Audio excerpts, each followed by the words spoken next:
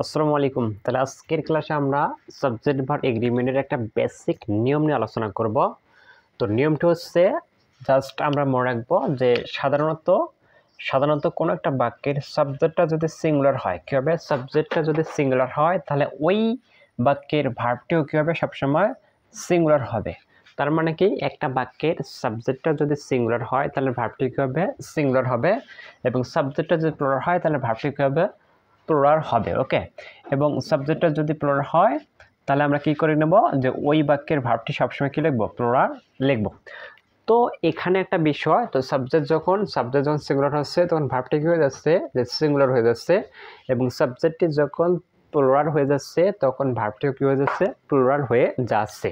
তো সাবজেক্ট এবং ভার্বের এই মেলবন্ধনকে, অর্থাৎ সাবজেক্ট এবং ভার্বের কি এই মেলবন্ধনকে, মানে সাবজেক্ট সিঙ্গুলার ভার্ব সিঙ্গুলার এবং সাবজেক্ট প্লুরাল ভার্ব প্লুরাল, তো সাবজেক্ট এবং ভার্বের এই মেলবন্ধনকে আমরা মূলত কি বলতে পারি, সাবজেক্ট ভার্ব এগ্রিমেন্ট বলতে পারি। যেমন আমরা এখানে বলতে পারি রানা ইজ ব্রিলিয়ান্ট। রানা হচ্ছে কি মেধাবী, এই বাক্যের মধ্যে রানা হচ্ছে কি সাবজেক্ট, ইজ হচ্ছে কি ভার্ব। ওকে, ইজটা হচ্ছে কি ভার্ব। তো রানা এটা কিন্তু একটা সিঙ্গুলার নাউন, এটা হচ্ছে কি সিঙ্গুলার নাউন, মানে এটা হচ্ছে কি সিঙ্গুলার সাবজেক্ট। এবং ইজ ইজ হচ্ছে কি মূলত বাক্যের মধ্যে হচ্ছে সিঙ্গুলার ভার্ব, কি হচ্ছে সিঙ্গুলার ভার্ব। ওকে, তাহলে এখানে রানা সাবজেক্ট যেহেতু সিঙ্গুলার এবং ভার্বটি কি বসেছে, এখানে সিঙ্গুলার বসেছে, তার মানে এখানে সাবজেক্টের সাথে ভার্বের কি হচ্ছে, এগ্রিমেন্ট বা চুক্তি হয়েছে। আবার দেখো আমরা এখানে বলতে পারি দে হচ্ছে কি এখানে সাবজেক্ট, ওয়ার্ডটা হচ্ছে কি এটা হচ্ছে ভার্ব।